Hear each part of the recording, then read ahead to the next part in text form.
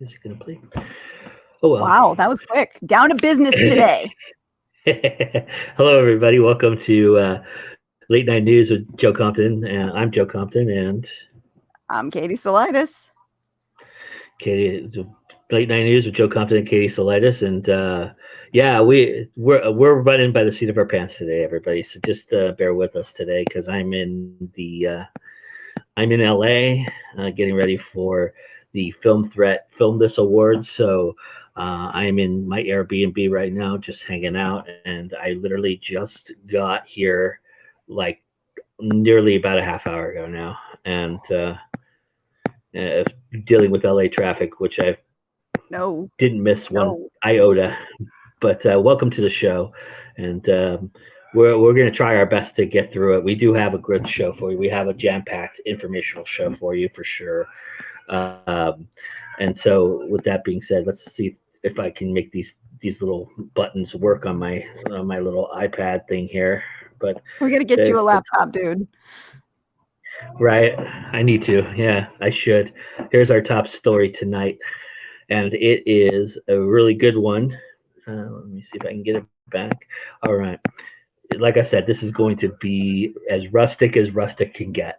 Uh, but our top story this month is how our friends at StoryOrigin are done with their beta run and are now integrating into a paid model, which actually began today. For those who don't know what StoryOrigin is, it's an application that helps authors with newsletters and audiobooks, among other tools like using universal book links, newsletter swaps, reader magnets, and managing your audiobook codes.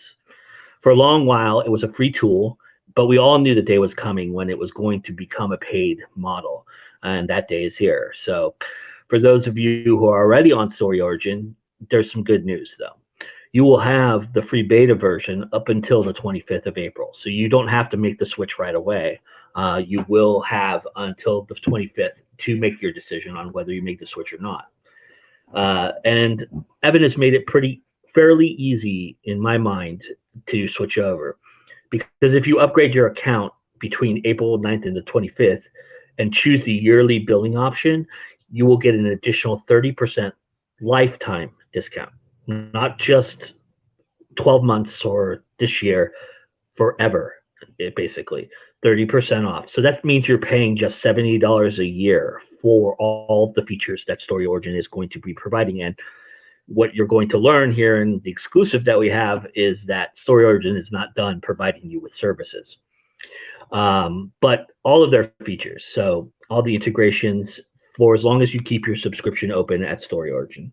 So that's basically, if you break that down, that's like that's less than a Starbucks cup of coffee, really, per month. I mean, obviously we have so much. That's 583 per month is what it comes out to, and obviously we have so much more that we're paying for, and we all, different things, monthly subscriptions and things that we all sign up for.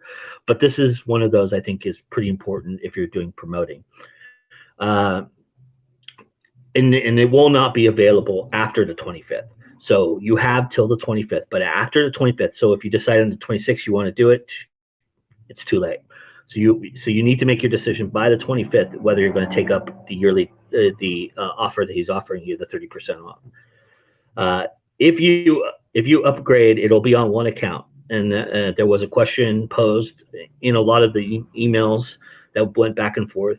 He did some Q&As, and one of the questions posed was, what if I have multiple accounts because I am an author who has a pen name?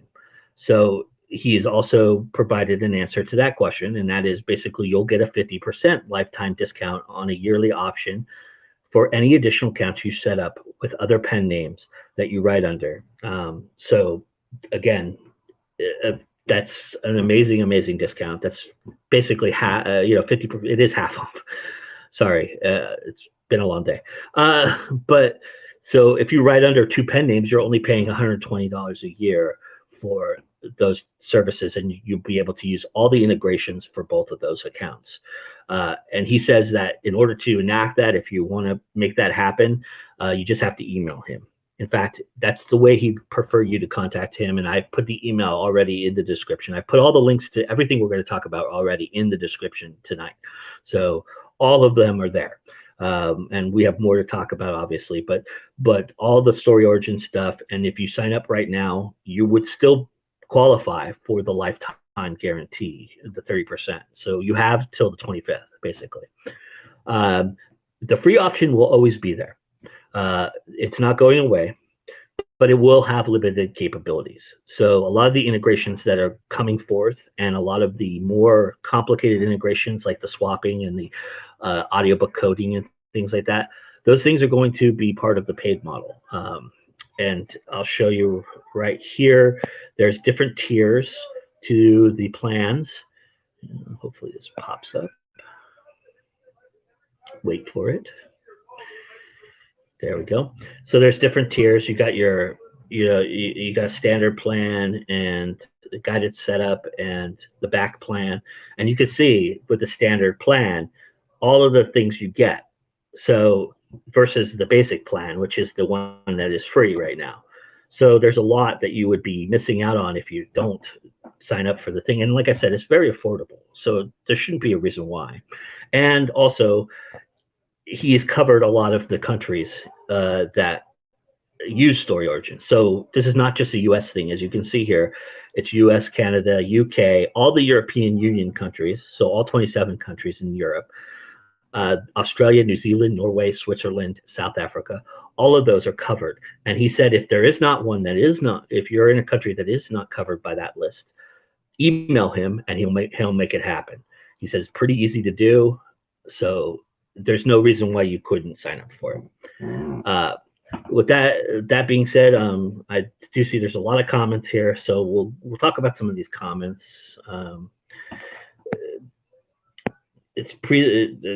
Anita says that it is pretty reasonable. Let's see if I can. Yeah, that is very reasonable, even compared to, I think it's Prolific Works and Book Funnel, which offer similar services. So even if you choose to go with StoryOrigin over them, you're saving money in the long run, and you're getting a very comparable service.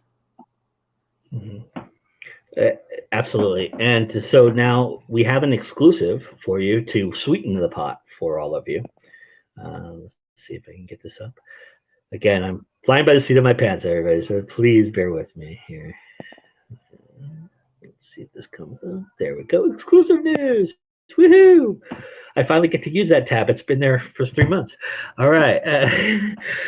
So there's two things that are coming down the pipe for StoryOrigin that Evan is currently working on that will happen this year. One of those he has given me permission to talk about tonight, and that is the universal audiobook code links. He is providing you with an opportunity for those of you, which is going to lead nicely into Katie's story here. For those of you who are concerned about Audiblegate and ACX screwing you and you're moving over to draft to digital, right now, obviously, these codes are ACX latent, and you have to choose one or the other in order to use the StoryOrigin integrations. That's changing. So basically what he's going to provide you is like the books to read page that's going to have all the options. So if you're trying to get people away from the ACX option, you can steer them to the Find Away Voices, wherever you have that on there, to draft to digital, Ingram Spark, wherever you're going to put BookBub, wherever you're going to put your audiobooks on, you'll be able to have one page on StoryOrigin and one link that you can share, like a link tree, to everybody there, and you'll be able to spread the wealth of getting the wide release that you need for those audiobooks. And why is that important? Because ACX is at it again. And I'm going to turn this over to my colleague, and she's going to tell you what evil doings have occurred this month in the continuing saga of Audiblegate. Yep. And I hope you guys were following last month, because a little of what I say today actually ties into what we talked about last month. So, and I've got a couple of graphics. Joe, do you have those ready to pop up here? All right. So let's talk about how ACX was supposed to be. Oh, you want to keep that one up for a little while because we're going to dissect it a bit. Yeah, I'm trying. ACX had promised us that in March, they were going to deliver us a new sales dashboard that would show us the returns versus sales. We expected to see these returns be broke down over the categories because, as you remember last month, we talked about the royalty rate is actually different depending on the categories because of that wonderful magical factor number that we found that basically reduces the cost by 50% before they even start to cut you down on your royalties, essentially giving you, I believe it was between 10 and 13% in royalties. So we really needed to know where these returns are coming from. Are these returns that are credits? Are these returns that are sales? Where are the returns coming from? What did we get? Well, if you look down here at the lower left-hand corner of the screen, you see our 3 sales categories. We have the AL units, the ALOP units, and the ALC units. Again, remember, those are 3 different royalty rates. And we see one column that tells us the returns. Now, if you're not a math whiz like me, it takes a few seconds to look at these numbers and go, wait a second, they're not adding up.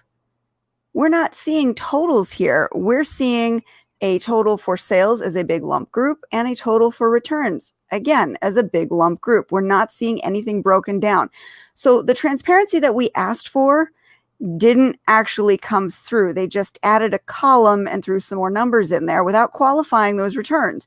Are these returns part of the AL units? Are these returns part of the ALOP units? Are these returns before or after which we're seeing these numbers in the sales and returns category? Because the numbers don't match up if these are being drawn from our sales. These numbers are just showing as a net again at the very end. We're not seeing when and where they came from. And if you look at your actual summary sheet for your royalties that you get, and I'm looking at my January here, so you're seeing my actual January numbers. Compare the sales dashboard from January to the actual royalty report from January, and all of those returns that they're showing disappear. So I really have absolutely no clue where any of these returns came from, where they got these numbers, what these numbers stand for. I'm just being shown a number and told, go ahead and accept that. This is good. We promise you. We are not doing anything funny. We're totally transparent here. Transparency was one of the biggest things that we have been asking for during this Audible Gate crisis. We have no transparency, and without transparency, we have no way to fight for the actual sales. So while yes, they did change the dashboard, did they change it in a way that was actually going to be helpful? No. Nice try, ACX. And I don't see us doing anything anytime soon. However, the Audible Gate group, if you're following the Fair Deal for Rights and Narrators group, as well as their Facebook page, which is facebook.com/audiblegate, or at their website, audiblegate.com, you know they are building a legal case. So they are still working in the background. It's going to take time.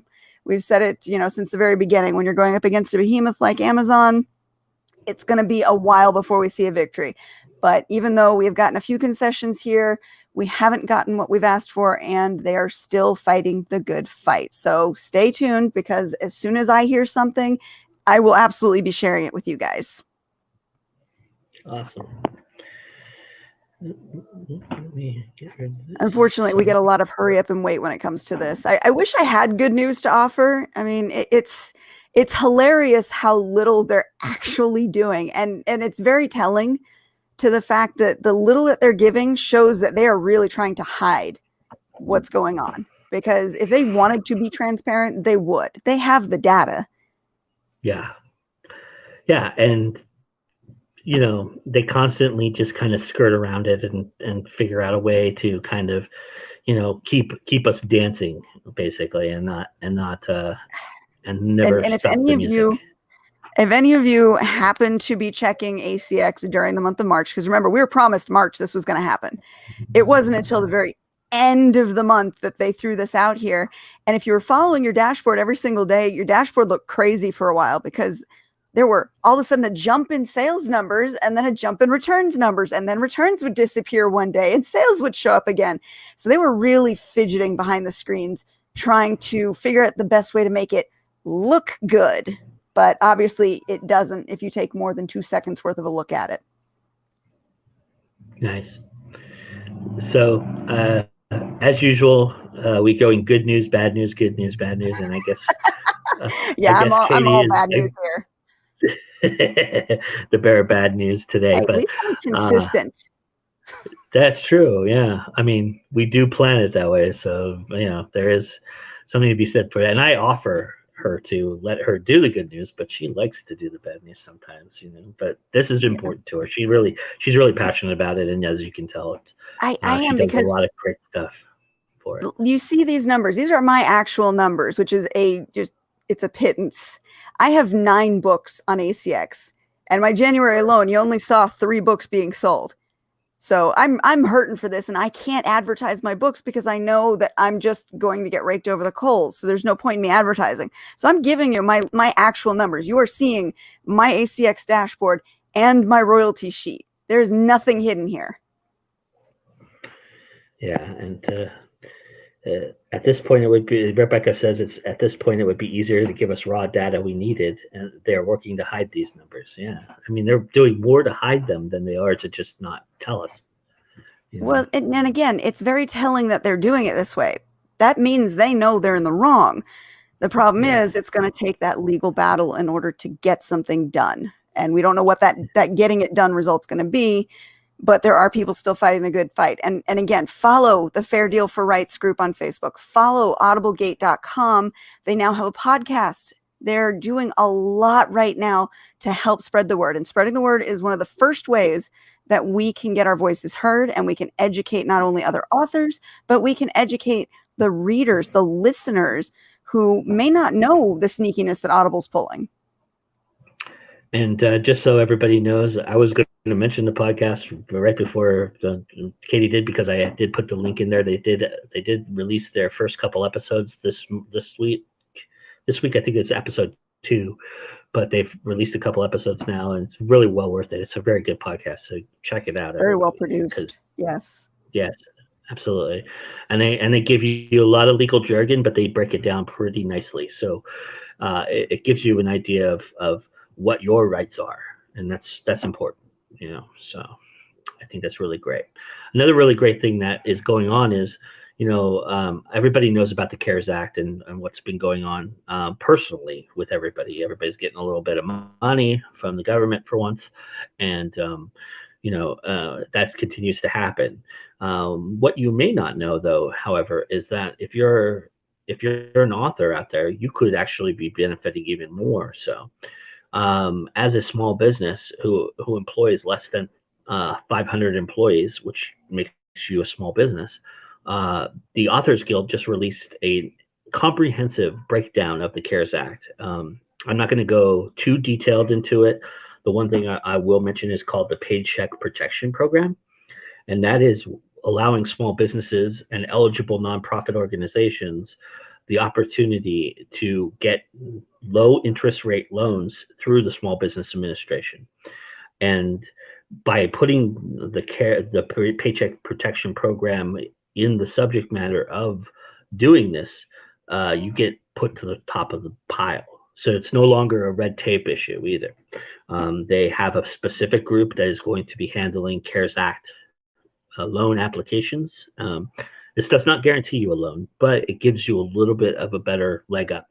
So if you're an author out there struggling because you couldn't go to conventions and things of that nature, this might be an opportunity for you to be able to put together a comprehensive plan to say, hey, look, I want to print some books. I want to give some books out virtually, but I can't afford it right now, or I want to move away from ACX and go to Find Away Voices and do an audio book. This is one way you might be able to do that. So go to again, I have the link already up there. The Authors Guild. The whole it breaks down. There's so much more to it too. There's about 10 or 15 things you could do for yourself that I think is going to be very, very important.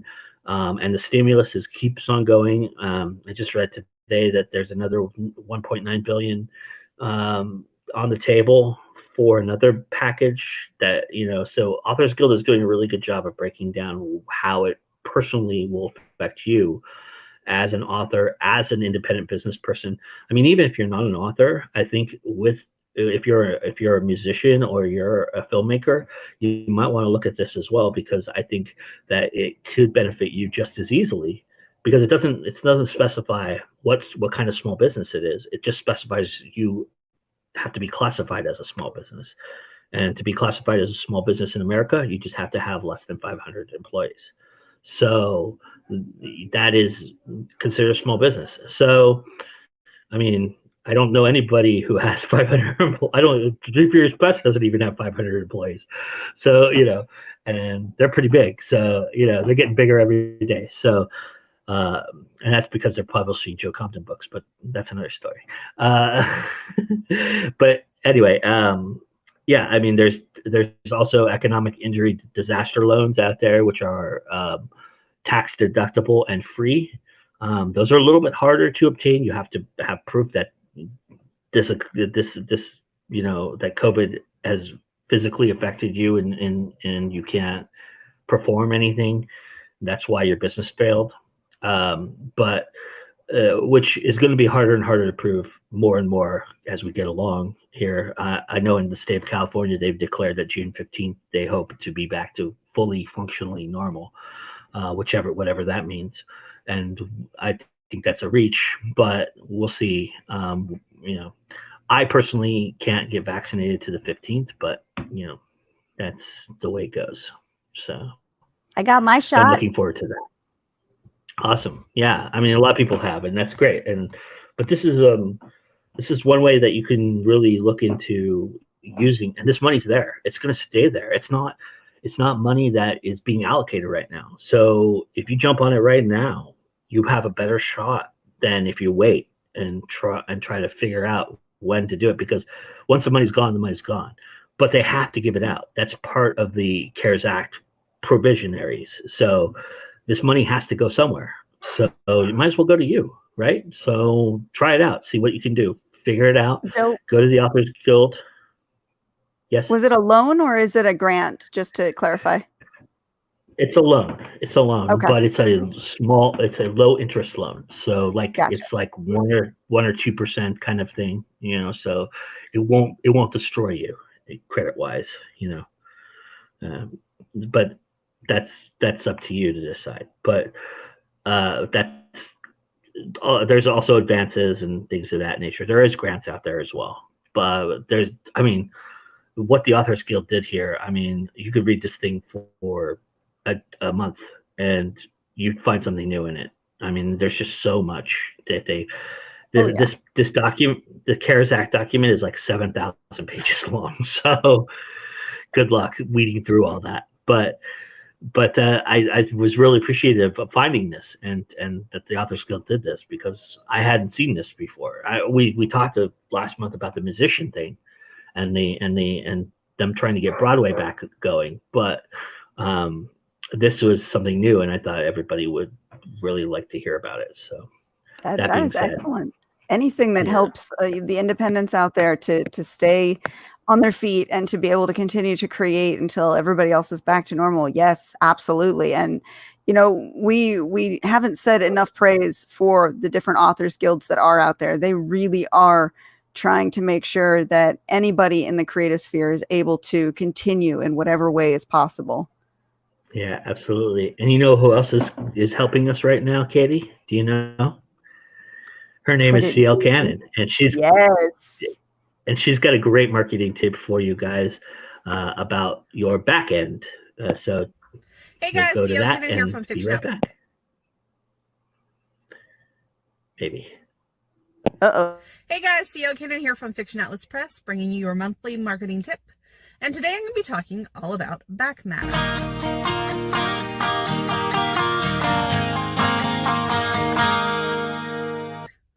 Back matter is a part of marketing that can be easily overlooked or neglected over time.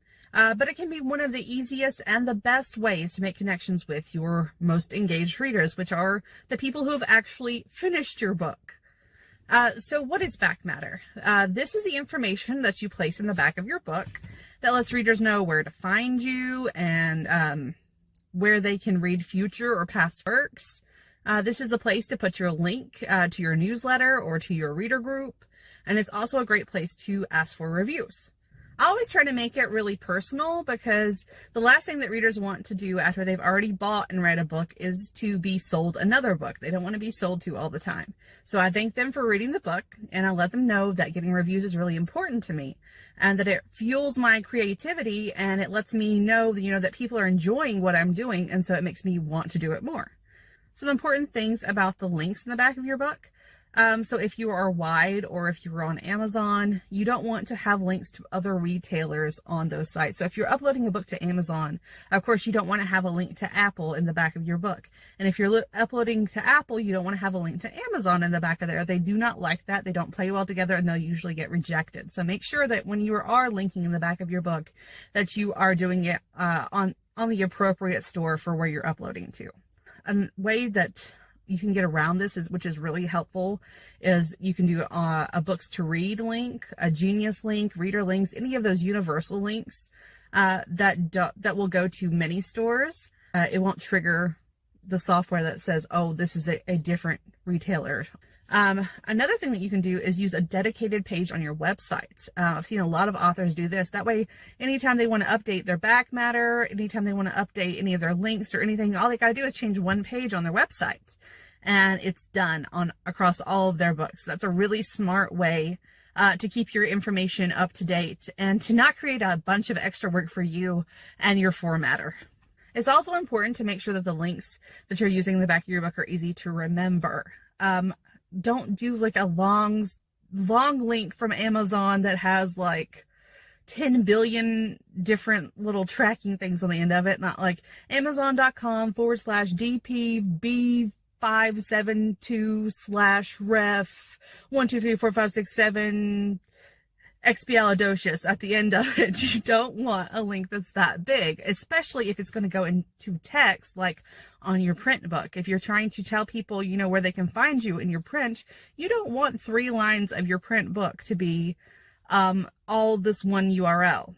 I think one of mine is like bit.ly.com/CLCanon. That's really easy to remember, and it's really easy for print users to type, because they can't just click a link. They're going to have to actually go into the back of your book, look at this, and type it into their phone or onto their computer. So you don't want something that's a big long wall of text. I've heard some people, well, why can't I put my back matter in the front?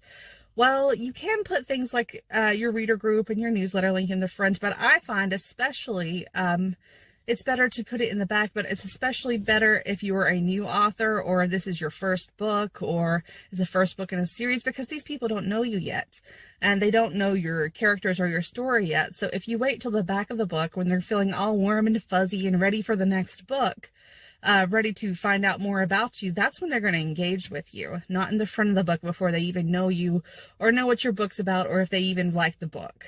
And I feel like after someone has spent that much time and invested that much time into you and the thing that you made, they respond better if it's in the back after they've gone through that whole journey with you. So that's why I put everything in the back. I also put an About Me page, and I list all my social medias. I use Vellum to format, so it's really nice to have the little icon and the link. So it makes it really visually pleasing and easy to find everything. So if you use Vellum, you probably know what I'm talking about. It just makes it so nice in the back. But again, on my bio, I try to make things kind of, mine's kind of comical. It says I do many things with the ER at the end, because it lists like author, publisher, publicist, and all these different things, all these occupations. And then I kind of get into what fandoms I'm in and what things I enjoy, and I kind of make fun of myself a little bit.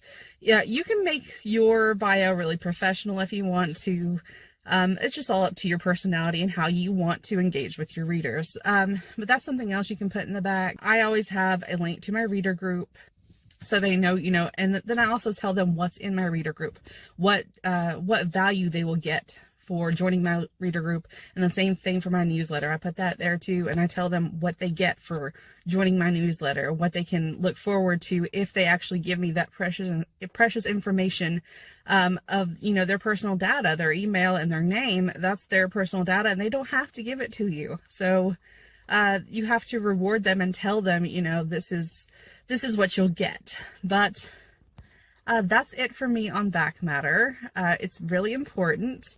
I think a lot of people kind of forget. They'll update it once or when they first put out the book, but sometimes they forget to update it. So doing some of these things like the dedicated page, or just being really vigilant about using links that can be easily updated without having to reformat everything, is a really good idea.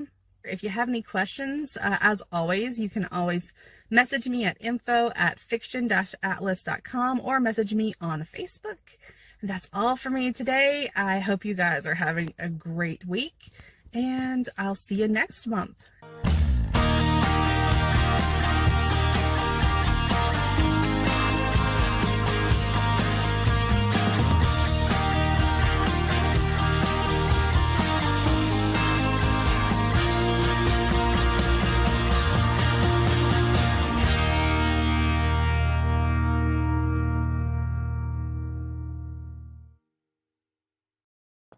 She is spot on with her information. Oh, I love every time she comes on with the tips, and I'm sitting here in the background just nodding at everything she's saying. Yes, yes, yes, absolutely. I also wanted to mention, because the little graphic at the end says, she does the Indie Connection for us this week in Indies. For people that don't know, there will be not a This Week in Indies this week because I am in LA, and this event that I'm going to, that you'll see a lot of coverage on in the future, and maybe even some live streaming tomorrow. I don't know how it's going to go. It's kind of there's a lot of rules, so I'm not sure if I'm going to be able to live stream tomorrow, but I will be recording, and I will have a comprehensive breakdown of the award show and of course all the interviews that I do on the red carpet with me for that. So, but because it's going to go pretty late, I've been told be ready to be up to like 1 a.m. Then I'm not going to be able to get up that early for This Week in Indies and do it. I've already told everybody who's involved with it about that, and so there will not be a This Week in Indies for everybody. Just to give you a little bit of extra, heads up there. But that being said, there is still more news to cover, and this. We've kind of made this like a monthly segment, the Writer Beware of the Month segment. And Katie SALIDAS is a big fan of this site, as I am. And so she came across something that she wanted to point out to people if you didn't see it already in the Writer Beware site, which I'll let her talk about. Yeah, definitely. If you're not following Writer Beware, you should be. As an indie, there are so many pitfalls. And having knowledge, having people who are smart and know the industry to kind of guide you along the way is absolutely important. And Writer Beware posted again this month, bringing to light another scam that is targeting not just indies, but anybody who is vanity published or small press published.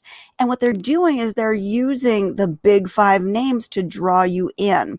So Right Choice Multimedia is the one that they called out this time. And if you look at the graphic here, you see that they send this form letter that looks very, very enticing. They're offering a lot of exposure for you, which we all know about exposure, don't we? Basically, they make it look like if you're willing to put forth the money, your book is going to get in front of the right people and get published.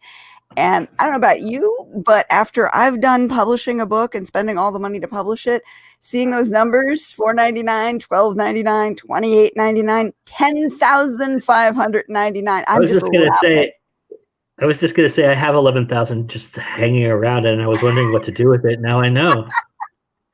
But you know what? The sad thing is people do fall for this. There's about 125 so far that Writer Beware has found scams like this out there. And a lot of times they are calling out, or they're using these big 5 names, and they're using fake testimonials to really make themselves look legit. And for the indie out there, or the new author who's brand new to the system, how do you go about figuring out if something's legit or not? Well, again, back to how much we love the Writers Guilds. The Alliance of Independent Authors is one of my favorite authors guilds. And if you're not belonging to them already, consider getting a membership with them. What they offer is so important. But even if you're not a member, you can still access some of their free stuff. And what they do right now is they have a list that has been vetted by their people And in the list, you can see the link up at the top, and it will be in the show notes below. They have vetted as many of these contests as they have been made aware of by 5 different categories to see whether or not it's legit, and then they grade them. So, and it's very easy to see, blue, yellow, or orange. You can definitely tell where these sit, and we won't go through all of them because, again, there's a lot out there. But if you're looking for a contest to get a little bit of exposure for your books, or if you're looking for awards, because people love to see awards on their books, and that can also make you look a little better if your book has an award on it, then go through the list from the Alliance of Independent Authors, see if the contest that you're considering is on there. If it looks good, if it's worth the money that you're going to pay, because a lot of these do cost money to enter, not $10,000 worth, but there is usually some kind of a fee. And one of the things that they vet against is whether or not the cost that you're putting forth gets you a prize worthy of the money that you've put into it. So if you get an email that's got a contest that is too good to be true, check out the Alliance of Independent Authors. Check out that link. See if that contest is listed. See if it's been graded. If not, send the link to them and they will vet it and put it on their list. But if you do see one and it looks good on their list, then it might be worth putting your money forward to enter your book into. But don't go in blind, and please do not believe emails out there that are listing big 5 publishers or agents or editors who are going to be guaranteed to look at your stuff, because that almost never happens. And I don't want to see any more indies get scammed like that. Mark Coker told me that his name gets popped into those like every other contest. So yeah, hey, look, everybody, 37 minutes into the show, and I figured out how to post the comments. All right. It's sad, really, because there are a lot of scams out there, and not just in contests. There are scams all the way through getting your book published. There's a lot of vanity presses that are still trying to get as much money as possible out of authors just trying to publish their book. And that's exactly why Writer Beware is somebody you need to be following. They are always out there. They are a watchdog. They are finding what is legit, what is not, and they are letting the public know. So using them, joining an author guild, or, again, even the Alliance of Independent Authors, that link is free. You do not have to be a member to be able to check those contests out and see if they're legit. That's a free service. Totally worth it. Takes a few minutes of your time, but it could save you thousands of dollars.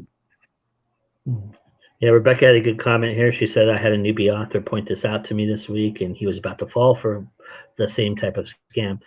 So yeah, I mean, I guess it really, you can really look at these things and look out, see, just by appearance, they might look legitimate, and they're not. You have to really do your research, right?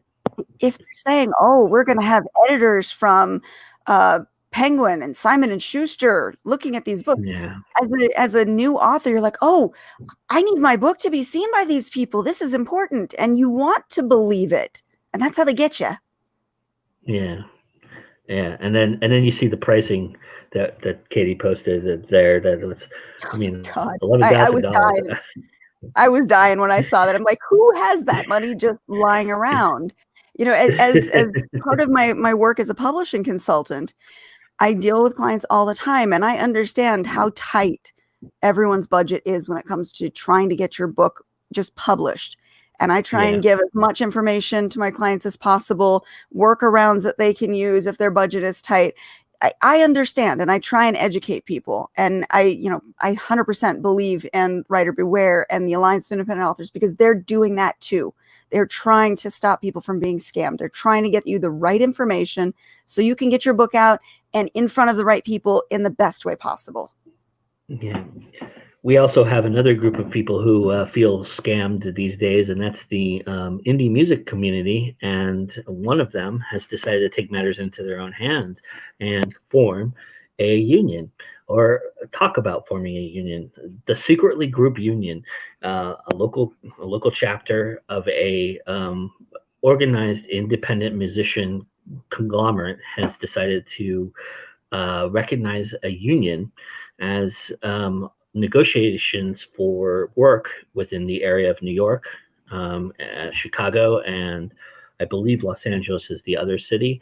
But this is a step in a direction that has a lot of people stepping back or looking at, how we treat our union workers, and how, how they've been really truly affected by what has happened over the last year. And I mean, obviously these guys who rig lights and tune guitars for live shows and do all the audio boarding, and I mean, from those guys all the way to the guys that set up the microphones on stage, and set up the drum kits, and then do the tests, and all the things that go on at a concert that you're not privy to, or that you don't see because it's seamless, because the band comes on and they play and they get you excited.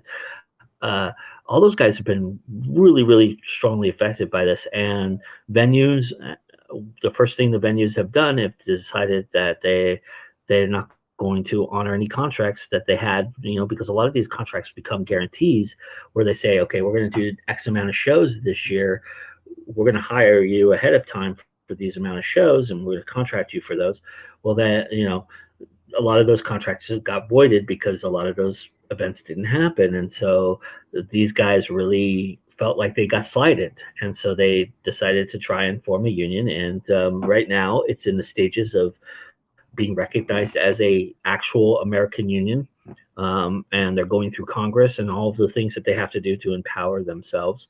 So I hope this is a significant step in, because right now they're boycotting any opportunities for these venues to hire people, and anybody who decides to get hired by the venues in which these guys represent, they're going to ostracize. So there's a lot of politicking going on with this thing right now, and it's very, very fragile. So hopefully there's some amicable solution that happens, but this might be a really good thing for musicians, because it might give them an opportunity to have a union that speaks for them. A lot of times the musicians were recognized under SAG-AFTRA, but SAG-AFTRA only covered them if they were part of a performance within a live venue. So like if the venue was filming that night, then SAG-AFTRA would help those people who were involved.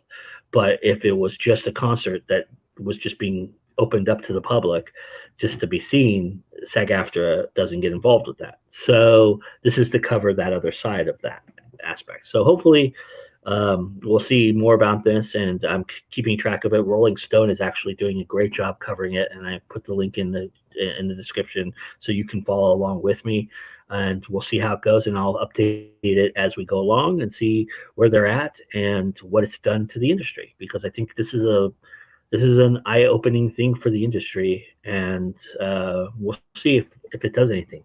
So, we've got some chats here. I already did that one. Vanessa says, hang on, that pricing is geared toward the marks they're looking for, people who have more money than interest and ability to research. It's 100% deliberate, she says. So yeah, I mean, yeah, and it doesn't crazy. take that many in order to get what they're looking for, but still, you don't want to see anyone get suckered. It just gives a bad name to the industry.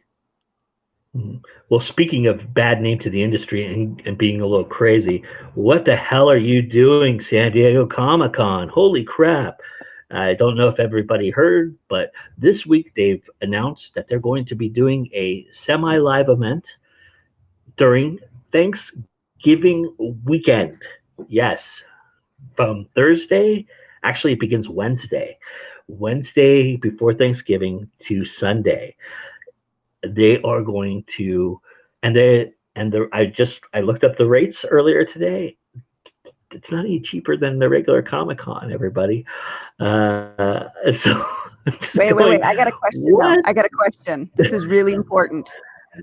All right. Because they're having it on Thanksgiving weekend, does that mean they'll have Black Friday sales on the vendor floor? Wait. I want to discount TARDIS, okay? That's great. I love that. I hope they should, but they're not that. I don't think they're that savvy, to be quite honest. No, that would be the vendors doing it themselves. I just don't get it. I don't understand. They're such a big organization. They're an important part of our foundation, especially our nerdum and our and our culture, and they're just not. I don't get AF Stewart says this is great. Anita says I predict the con will be a big turkey. I've got two thoughts on this because I know Phoenix, which is the one I go to, moved theirs, and they moved it because that was the only date they could get after having to push it off and push it off and push it off. So Phoenix will be in January, which is not the greatest time to do a convention. It's like right after the kids come back from school break. It's not the best time, but that was because that was the only time they could get the convention center. So I understand that. And I'm still going, even though it's going to be really hard for me to find babysitting for the kids. But is San Diego doing this for the same reason, or are they trying to be strategic with the travel that goes on during that? I don't know.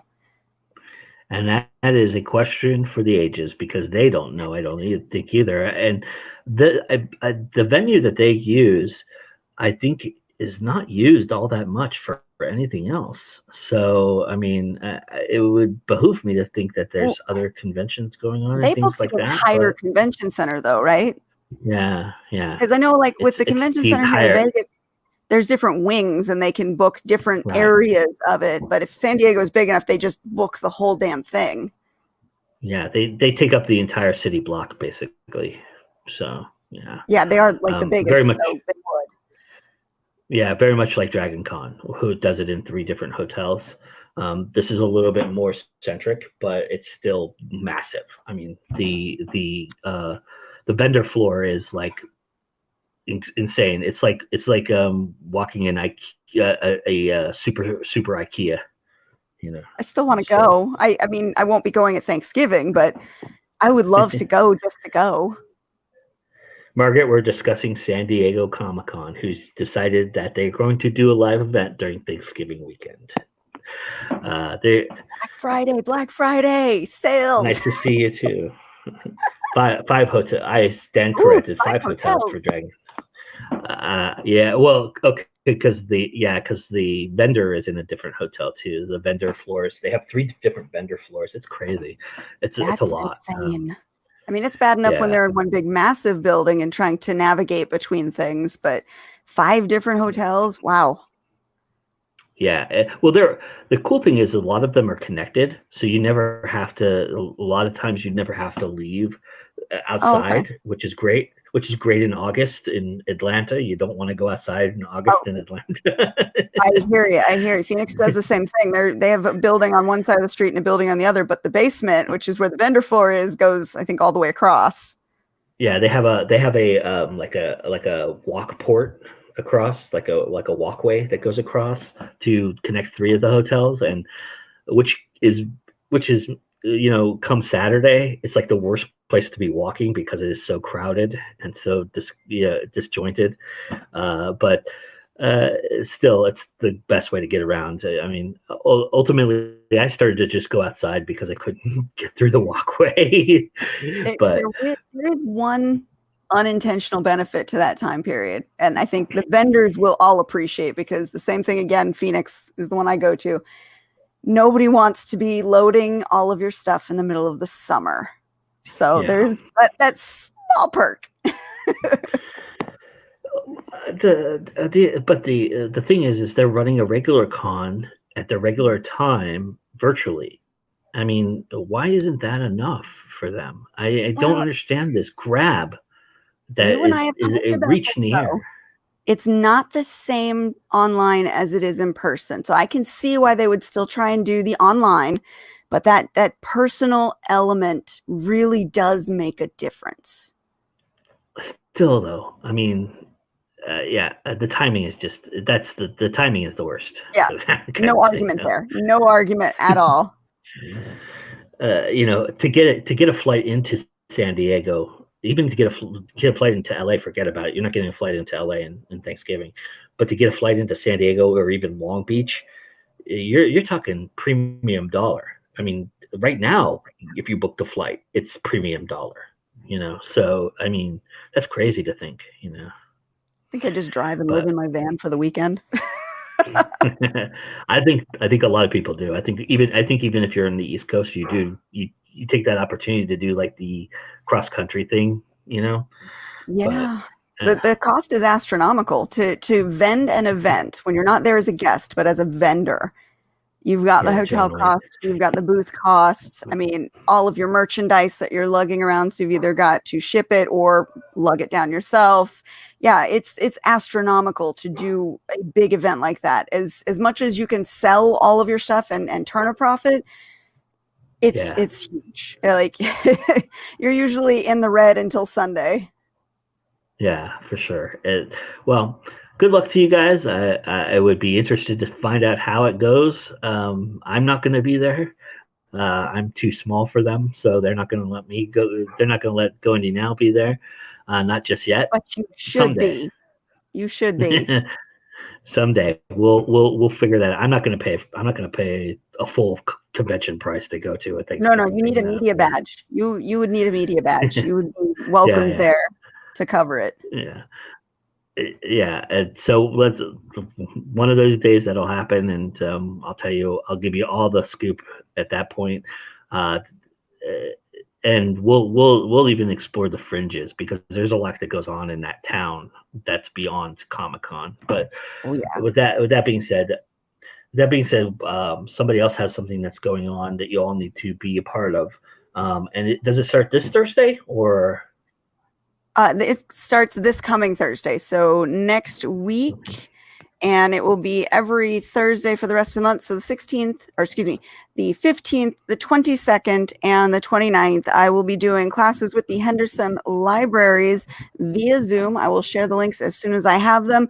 We are going to go over some of the important things that you need to know to help you complete your book. We're going to talk about finishing the first draft. We're going to talk about self-editing, and we're going to talk about the bare bones of plot structure and how to really kind of dig in and figure out the parts of your book that you might need to work on.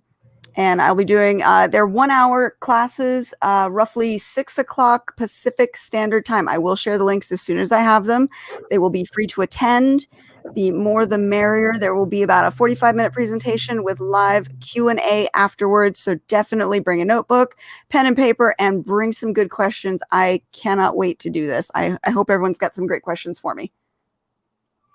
Yeah, and as somebody who's done the class, and I just wanted to address this real quick with Margaret. That's what I was talking about. Yeah, there's a lot of great stuff that goes on in San Diego that's not a part of the conference. So, and I would love to talk about that. But as somebody who has seen these courses and basically taken them because I have absorbed them, I can tell you I wrote a lot of stuff down. Katie goes over a lot of great stuff, and you guys got it. It's for any level. You're going to learn something new. I guarantee it. I guarantee you're going to learn something you didn't know in these courses. She covers it very, very well. So definitely go and check these out. I mean, why not? I mean, it's an hour of your time we're talking about. It's a Do free it. class to take, and I take a deep dive into the topics, and I welcome as many questions as people want to ask because I like to share the knowledge that I have.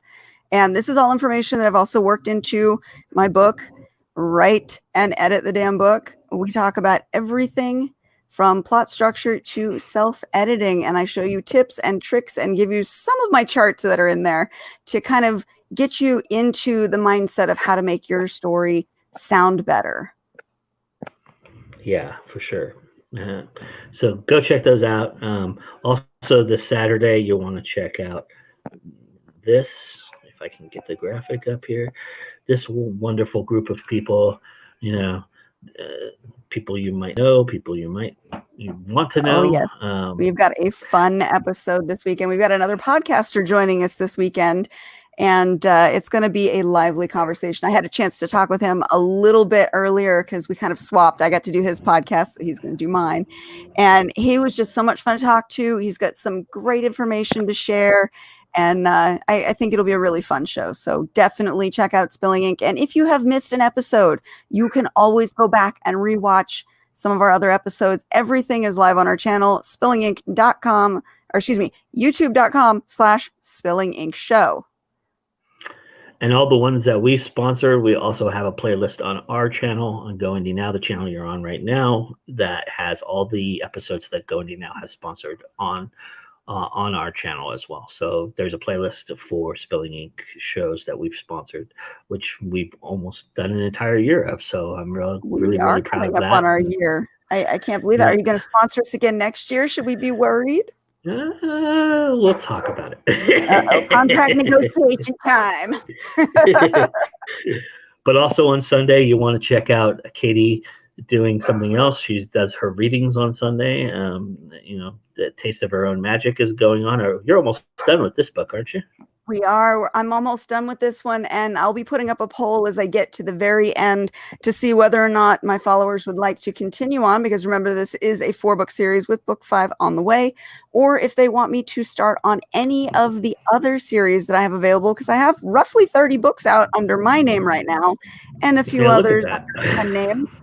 And I would be happy to read whatever my viewers want to hear. So it will definitely be up to you guys out there what gets read next. So please visit my YouTube channel, youtube.com/Katie SALIDAS. Pretty easy to find. And follow along, like, share, do all that good stuff. And when the time comes, answer the poll question and let me know what we'll be reading next. Awesome. We also, Go Indie Now Programming, released a brand new show earlier this week called Words That Kill, hosted by A.F. Stewart. Her first guest was Elaine Pascal, and it was called Creature Feature because it was all about creatures that kill. It's a very cool show if you're into the darkness, into the killing aspect of what we do as writers and creators. You're definitely going to want to check out this show. I've gotten the advance on a couple of episodes upcoming, and I can tell you right now they get more and more gruesome as we go along. So get ready because it's going to be fun. It's a great show. Shout out to Anita. She is amazing. I'm so glad that you picked her up. So yay, Anita, we love you. So that being said, like I said, this weekend there's not a whole lot going on in Go Indie Now because I'm here in LA doing my thing.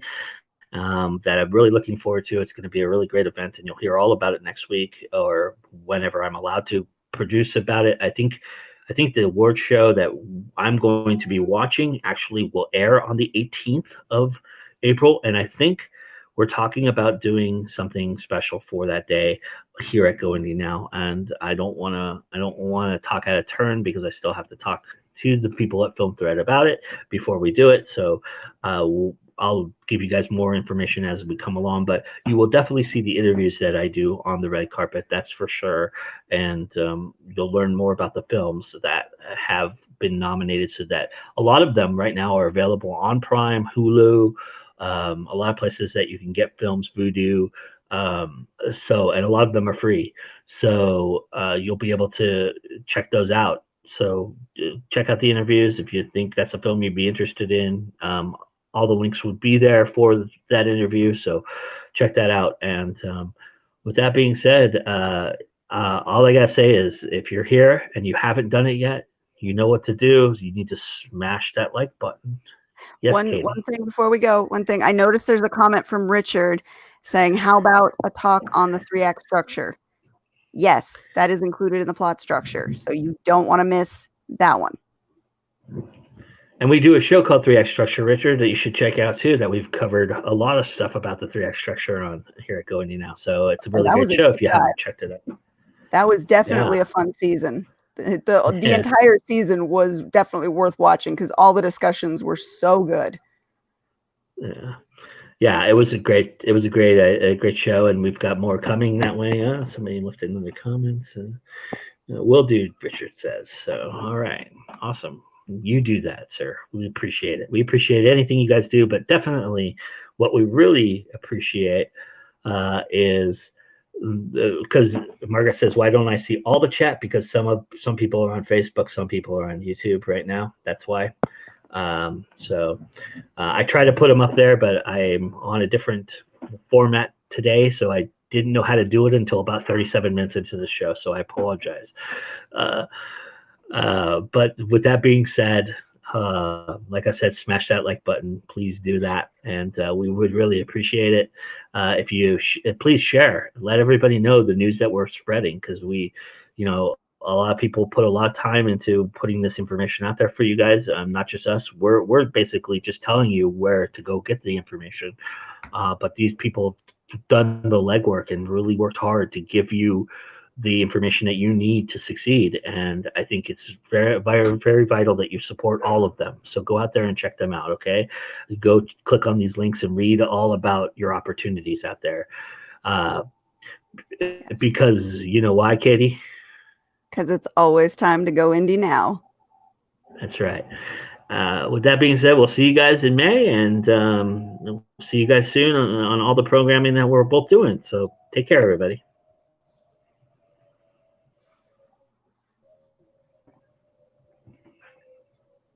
Yes, end the broadcast.